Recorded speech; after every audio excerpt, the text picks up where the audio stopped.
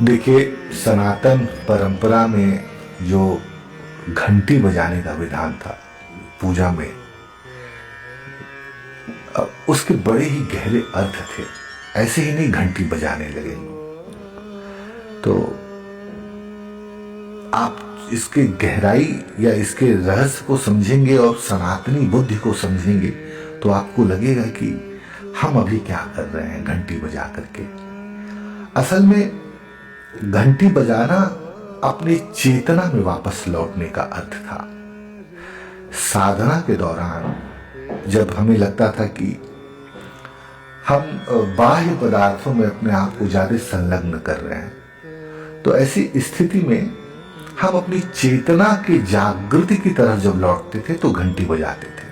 तो घंटी बजाते थे, इसका अर्थ यह था कि एक तो हम स्वयं अपने अनकॉन्शियस मन को याद दिला रहे हैं कि तुम साधना के पथिक हो और पुनः वह जागृति की तरफ तुम बढ़ो। और दूसरा, कोई गुरु होता था, वो समझ लेता था कि ये एक परेशानी में है।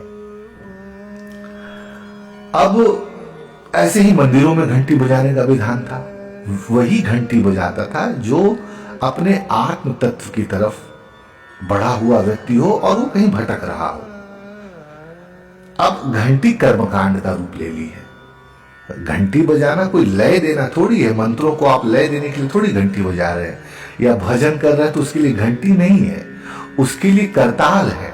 भजन में करताल का प्रयोग किया जाता था। तो बौद्धों में कुछ संप्रदाय ऐसे हैं जो अभी भी इसका प्रयोग करते हैं। आप जांच पड़ताल करेंगे, मेरे संपर्क में कुछ लोग आए थे, वहां से मुझे इसकी जानकारी हुई। हालांकि मैंने बहुत इस पर कोई शोध नहीं किया, लेकिन उन्होंने इस प्रतीक को मुझे एक बार बताया था। मैंने पूछा, आप लोग भी घंटी बजाते हैं?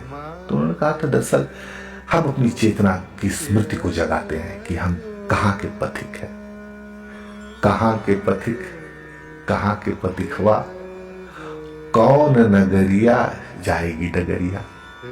तो ये मसला कुछ ऐसा है।